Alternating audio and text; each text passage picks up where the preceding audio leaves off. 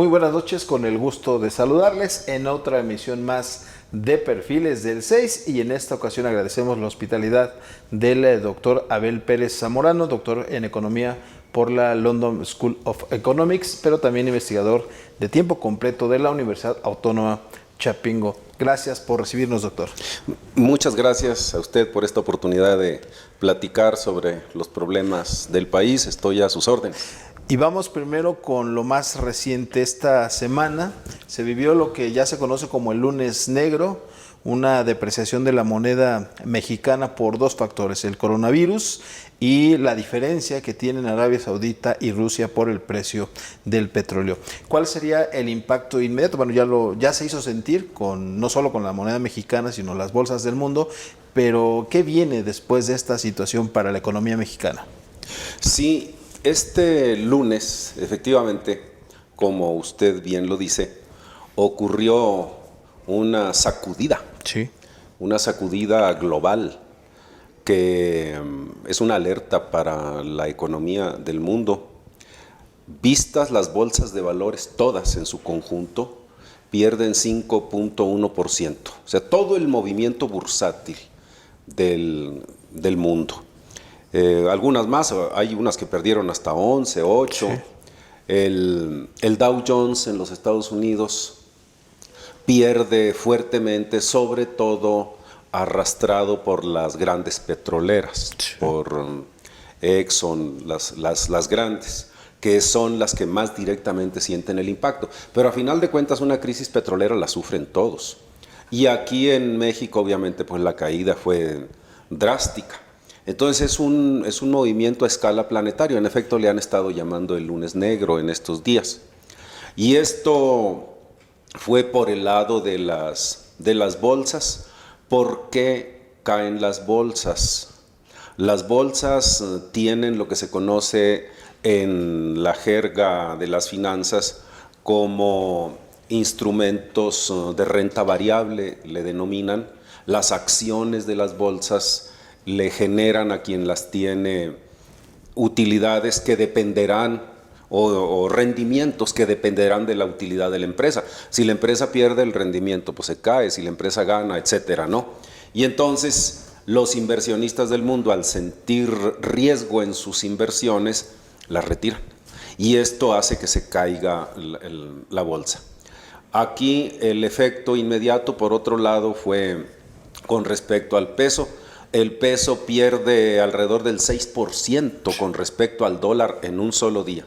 He de aclarar algo que quizá le pueda servir a su auditorio, quizá pueda servir para dar el contexto de lo que está pasando. Es importante señalar que la caída del peso no empezó el lunes, que la caída del peso ya viene de antes. En lo que va del año ha perdido 12% el peso. Del lunes acá fue más o menos un 9%. Es decir, sí viene el peso ya de por sí registrando una tendencia de pérdida. Y esto es bien importante resaltarlo, porque de lo contrario pareciera que todo se genera a raíz del lunes negro mundial y del coronavirus, que es cierto. Lo que yo quiero destacar es que los problemas de nuestra economía ya se vienen registrando desde a lo largo de todo el año anterior, incluso todo 2019, ¿no? Así miro las cosas. Incluso esta situación, pues el año anterior no estaba en el radar, mucho menos el coronavirus, lo que iba a ocurrir con Arabia Saudita, pero sí una economía que en el 2019 fue de 0.1%, cuando, de acuerdo con análisis, 12 años anteriores al 2019 se venía creciendo al 2.5% del Producto Interno Bruto. Y en ese contexto, preguntarle, doctor, la medida que tomó el gobierno mexicano ante esta situación de incertidumbre de incrementar la cobertura cambiaria, ¿es adecuado lo que hizo el gobierno para enfrentar esto ocurrido el lunes? Mire, es posible que algo atenúe, puede atenuar. Yo no diría que es totalmente inocua la medida de la cobertura cambiaria. Sin embargo, a mí me parece que la economía en estos momentos y a lo largo de todo el año anterior se encuentra en una situación sumamente precaria. La economía está en condiciones, diría yo, de alto riesgo.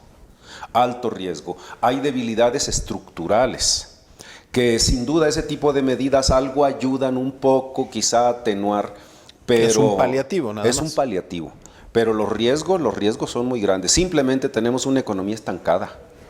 El año pasado, como bien lo dice usted, tuvimos un decremento del 0.1%. Algo que no se registraba desde una década antes.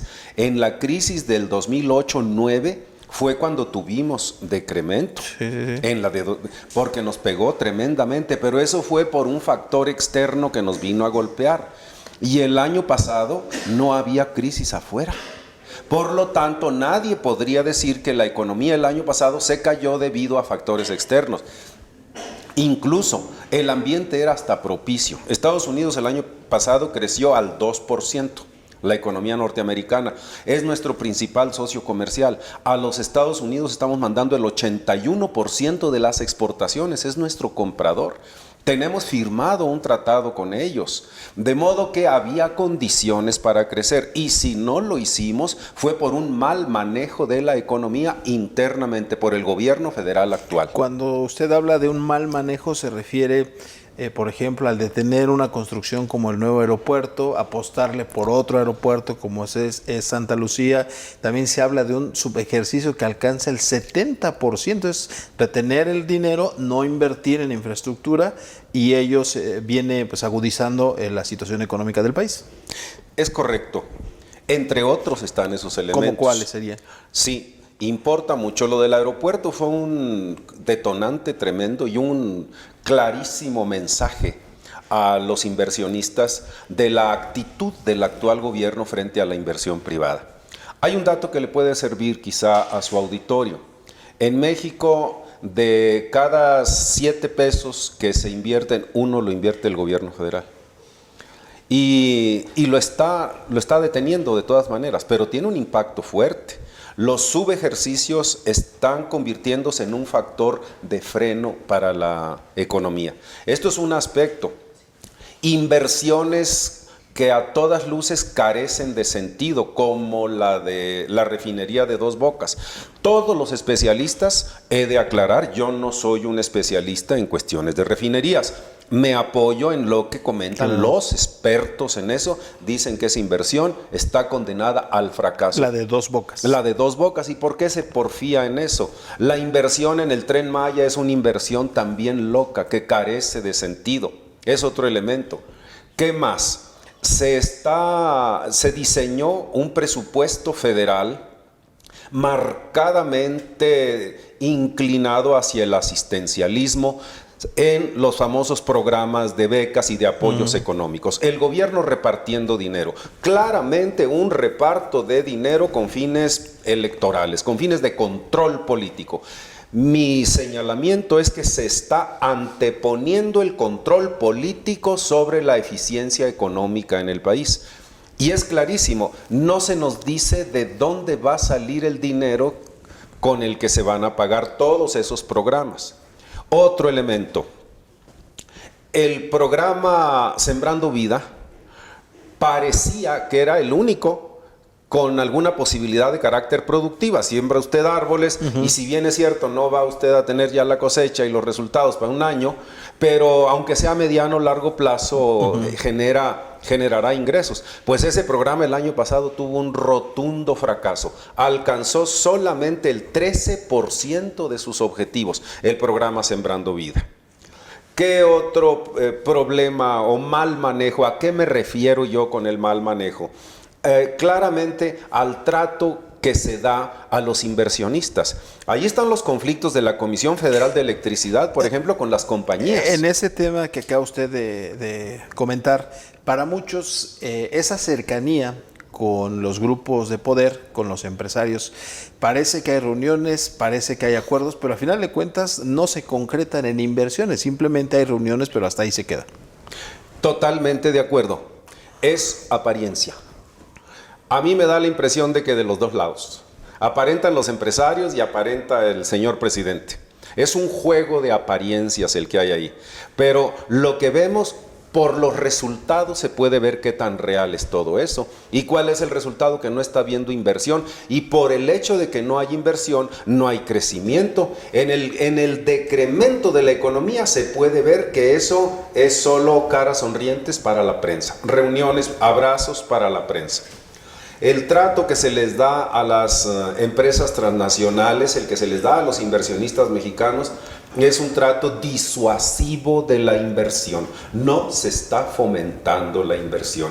Hay, por ejemplo, problemas como leyes como la extinción de dominio que claramente vulneran la seguridad en los derechos de propiedad. Y una de las condiciones fundamentales para que una economía prospere, sea sustentable, se mantenga en el largo plazo, es que haya seguridad en los derechos de propiedad. Y este gobierno no garantiza. Una noticia que veía yo el día de hoy, no la tengo confirmada, lo aclaro, lo leí muy rápido, es que se iba a someter a votación en Baja California una inversión que se va a realizar allá. Bueno, así como van a ser las cosas. Acaba de ocurrir una reunión, lo sabe su público, seguramente todos, de embajadores de los principales países que invierten Canadá, en México. Estados Unidos, Europa. En efecto, Japón, ellos se acaban de reunir para expresar su preocupación porque en México no se está generando un ambiente de inversión. Por eso digo yo que hay un mal manejo de la economía que genera incertidumbre, genera inestabilidad, genera desconfianza hacia el gobierno. Eso es lo que yo estoy observando. Antes de ir a la pausa, y la dejo para regresando de la misma, en su justificación el gobierno, el presidente Andrés Manuel López Obrador, ha dicho que los cambios que se están realizando son por el tema de la corrupción. Ese ha sido el tema central, pero para muchos ha utilizado el hacha y no un aparato quirúrgico. Sí sabemos que hay problemas en salud, sabemos que hay problemas en diversas dependencias, pero para muchos saldrá en el largo plazo más caro las medidas que se están tomando ahora que lo que se está haciendo. Si me lo permite, vamos a la pausa y regresamos aquí en Perfiles del 6.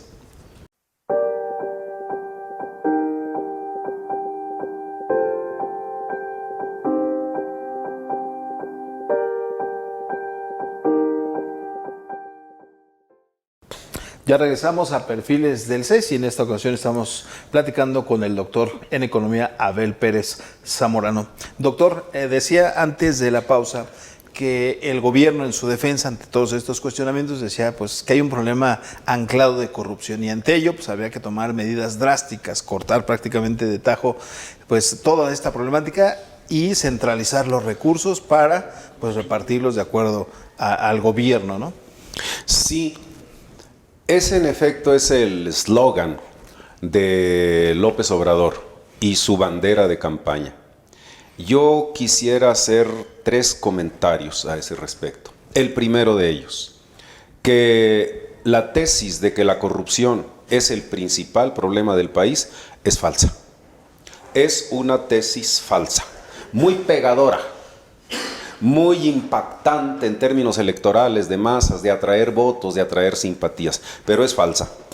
La corrupción, bien estudiada, es no una causa, sino una consecuencia de una estructura económica que funciona mal y en concreto del desigual reparto de la riqueza.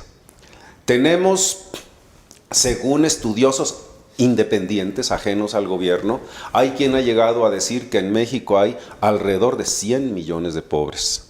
En México se pagan los salarios más bajos de toda la OCDE, con las jornadas de trabajo más largas. Esto dijo la OCDE en un estudio de 2013. Salarios bajísimos.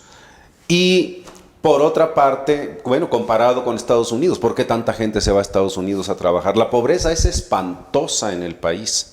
Vaya, cuando digo espantosa, no estoy usando la primera palabra que se me vino a la cabeza. Estoy consciente de que digo espantosa porque lo es. Y en una situación así, de tanta desigualdad, 6 mexicanos tienen más riqueza que la mitad más pobre de los mexicanos. Se acaba de publicar ese dato. 6 potentados tienen más recursos que la mitad de los habitantes de este país. Ese grado de desigualdad estamos. Es una barbaridad esto que está ocurriendo en la desigualdad. Y esto, al generar tanta pobreza, tanta necesidad, tanta gente sin ingresos, hace que la gente busque por la vía ilegal lo que la economía no le da por la vía legal. Si se distribuyera la riqueza correctamente, si cada quien ganara lo que merece ganar, entonces se reduciría pero terriblemente la búsqueda de salidas ilegales. Por ejemplo, incluso la delincuencia misma. Entonces usted percibe que el repartir recursos vía becas, vía programas de bienestar, no revertirá esta situación, la agudizará. Yo lo que considero es que la distribución de recursos tiene que hacerse por vías que sean económicamente sustentables. En concreto, generando empleos productivos. Eso es distribuir riqueza. Empleos productivos suficientes para todo el que quiera trabajar y bien remunerados. Y esa es una forma sustentable, porque se le paga un salario al trabajador, pero ese trabajador genera la riqueza de donde va a salir el salario que se le pague. En cambio, ahora con los mecanismos que están usando del simple reparto del dinero al estilo Chucho el Roto, eso no resuelve porque genera boquetes en la administración pública, no hayan de dónde sacar el dinero. Entonces, por eso digo yo, primero, el problema no está allí. Incluso el problema de la delincuencia está muy ligado a esto, corrupción y delincuencia.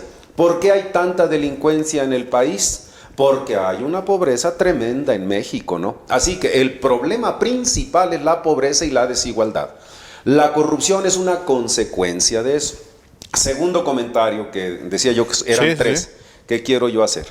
El segundo es que quedan muchas dudas en el público sobre con cuánta equidad, con cuánta justicia se está combatiendo la corrupción. Es muy opaco el mecanismo. Pareciera más bien, esa impresión dejan en las mañaneras y con las amenazas a todo mundo, pareciera más bien que el combate a la corrupción sirve como garrote o como guadaña para cortar cabezas a adversarios políticos. Se ha dicho mucho, es de dominio público, no lo estoy inventando yo, que hay gentes dentro del propio gobierno que están siendo protegidas por el propio gobierno. Bueno, vimos el caso del titular de la CFE. Por ejemplo, una liberación que se hace de él, pues por decirlo menos, cuestionable. Sí. Así que, ¿qué tanto podríamos hablar de que estamos frente a los campeones de la honestidad? Tengo reservas. No puedo afirmar más, tengo reservas. Claro. Ese es el segundo. Y el tercer elemento, que en este absolutizar la corrupción como el gran problema de México, se ha llevado al punto de lastimar al pueblo. Al pueblo. Están afectando a la población más débil, más vulnerable con el supuesto ataque a la corrupción. Había corrupción, dicen, había corrupción en las guarderías. Quita las guarderías porque hay corrupción. Había corrupción en los comedores comunitarios. Afuera los comedores porque había corrupción. Había corrupción en los hospitales. Afuera también la compra de medicamentos en los hospitales porque hay corrupción. ¿Y qué ha pasado, por ejemplo, con la famosa consolidación de las compras? Al consolidar las compras, cuando Hacienda compra todo, ¿qué es lo que se provocó? O sea, creyeron que era fácil. En realidad no saben gobernar. Esa es la opinión que yo tengo. No saben gobernar. ¿Y qué es lo que ocurrió? Dijeron, todo lo vamos a comprar juntos. Centralización de las compras. Se les crearon unos cuellos de botella tremendos. Se obstruyó el proceso, el mecanismo de compra de las medicinas y se generó el desabasto criminal que todos conocemos. Y yo le pongo el adjetivo criminal porque es criminal. ¿Cuánta gente? Los niños con cáncer, los enfermos con SIDA, muchos padecimientos en donde no encuentran medicinas para curarse, y todo esto con el conque del combate a la corrupción. Sí, sin duda. Es decir, que la campañita que trae del combate a la corrupción la están pagando los más débiles, los pobres, los enfermos. A mí me parece que esto está dañando terriblemente a la sociedad mexicana, e insisto, al sector más débil del país. Ahora, doctor, lo quiero llevar a otro tema no menos preocupante, que es la situación financiera. Un presupuesto 2020 calculado con una expectativa petrolera de $49 por barril. Con Sí, señor. esta reducción drástica que acabamos de ver, esta diferencia, ¿cómo la va a tener que paliar el gobierno? Para muchos, pues la salida sería adquirir más deuda. Ha dicho el presidente que no. También aumentar los impuestos, ha dicho que no. ¿De dónde van a salir esos recursos? Sí, Julio, es una pregunta que creo yo muy pertinente, viene a cuento de lo que estamos platicando. El petróleo ha venido siendo una de las fuentes de ingreso más importantes de este país. Hasta hace algunos años ha variado, se ha reducido por la reforma energética y todo eso. Pero el petróleo llegó a representar arriba de la tercera parte, un 36% del total de los ingresos del gobierno federal, ni más ni menos. Ya no estamos así. Esto ha variado, se ha reducido. De todas maneras, el petróleo sigue siendo uno de los pilares de las finanzas públicas. Y cuando se estiman los ingresos en los criterios generales de política económica que manda la Secretaría de Hacienda a la Cámara de Diputados, se dan los elementos para estimar cuánto va a entrar y en función de eso decidir cuánto y en qué se va a gastar ya en el presupuesto de egresos de la Federación. Se dijo efectivamente lo que está usted diciendo, Julio. Se espera un precio promedio del barril de petróleo de $49 de la mezcla mexicana. Así es. $49. Esto a todas luces resulta una verdadera fantasía. Le doy estos datos, los comparto con su público. En el año 2018 estuvimos cerrando, si mi memoria no me falla, a $62 el barril. Cerramos el año pasado a $58 el barril. A 58 cerró 2019. Con el evento del lunes bajamos a 35.5. 35.5, es decir, más de $10 de diferencia por debajo de lo que la Secretaría de Hacienda estima como promedio. Esto nos da a nosotros un boquetote financiero tremendo. ¿De dónde va a salir la diferencia? Y la pregunta es correcta. Por eso yo decía que el manejo de la economía es malo. No se hacen las estimaciones correctas. Otro dato que puede servir: estimaron un crecimiento del Producto Interno Bruto del 2% para el año que viene. El 2%. Bueno, hay que recordar que el presidente en campaña, una vez que tomó el gobierno, lo repitió una y otra vez: creceremos al 4%. Al 4%. Y para este año ya le bajaron, en efecto. Él había dicho que 4%, y ahora dijeron que para el año que viene en 2%. Pero ahorita es raro el que pase las estimaciones de 1%. Hoy en la mañana veía yo estimaciones, notas de a alguna banca internacional, donde ya consideran la posibilidad de que el crecimiento sea negativo otra vez en este año. Estamos ya cerrando la parte final. Con este tema de no crecer, ¿sí caeríamos en una recesión? ¿Estamos en la línea de esa división, doctor? Sí, de no crecer podemos caer allí. Y cierro para completar esto que estaba diciendo y atender lo que me pregunta Julio. El Petróleos Mexicanos, fuente de ingresos, está tronado. Está tronado. Ellos están planteando, en este momento, la producción es de 1.6 millones de barriles de petróleo diarios. Y el gobierno federal está en los criterios, estima para poder tener sus ingresos 1.95 millones de barriles diarios, es decir, casi 2 millones al día. Esto significaría, dicen ellos, que vamos a subir en el año 16% la producción petrolera. Eso no se va a poder. Menos ahora que cayó el precio. La demanda mundial de petróleo está cayendo. El coronavirus está frenando la industria entera del planeta. Y esto hace que si la industria se frena, la demanda de petróleo en el mundo cae, y al caer la demanda caen los precios, y al caer los precios la oferta se viene abajo. En ese mismo sentido, doctor, como sabemos, el gobierno había frenado las famosas rondas petroleras. ¿Las va a reactivar? Ahí, en ese contexto, ¿se tienen que reactivar?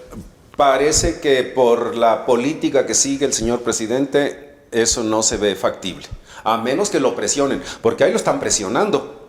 ¿Quién sabe si ceda a las presiones que le están haciendo? Así que aquí están los problemas. Cuestión financiera, me preguntaba usted por las finanzas, Julio. Existe el Fondo de Estabilización del Ingreso Presupuestario. Es un fondo que se tiene para contingencias. Pues es para contingencias, para atender problemas graves, siniestros, que desestabilicen las finanzas. Pues el año pasado, sin que hubiera contingencias, se gastaron más de la mitad del Fondo de Estabilización de Ingresos Presupuestarios, el FEIP que le llaman. Más de la mitad. Queda el 42%, pero ya dijeron que este año, y está anunciado que este año le van a pegar otra tarascada al fondo, de modo que se lo están acabando. Nos están dejando indefensos, sin respaldos en las finanzas. Para el ama de casa, para el obrero que nos está viendo en Canal 6, es un ejemplo, por ejemplo, para una familia el decir, guardo este dinero por si me enfermo, por si tengo una emergencia, de ahí tengo de dónde echar mano. ¿Ese sería algo similar aplicado al país? En efecto, y que de pronto, y que se lo gastó usted sin que fuera necesario. Era para una emergencia, pero se lo gastó para una fiesta o lo que sea. Y ya no tiene ahí lo que pudo ser para una enfermedad grave, para una cirugía, para cosas por el estilo, ¿no? Y eso es lo que nos está pasando en este momento. Así que a mí me parece que en esta situación la economía del país está en grave riesgo. Yo así lo diría. Y lo peor del asunto es que el gobierno parece no darse cuenta. Según el gobierno todo va bien, pero yo estoy dando aquí indicadores. Están alertando, el Banco de México está alertando de riesgos de inflación. Fíjese. Esperaban una inflación, otra vez en los famosos criterios, una inflación del 3% para todo el año. Eso es lo que se espera, un 3%. ¿Qué es lo que se nos dio? Que la inflación alcanzó ya el 3.7% anualizándola en lo que vamos ahorita. Es decir, que ya lo que llevamos permite esperar un 3.7%. La inflación se les puede salir de control.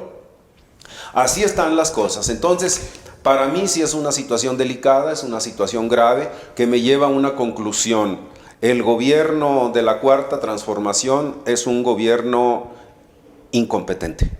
Es un gobierno que no sabe manejar la economía del país y que el barco está haciendo agua por varios lados. Y lo peor, parece no darse cuenta. El capitán del barco. El capitán del barco.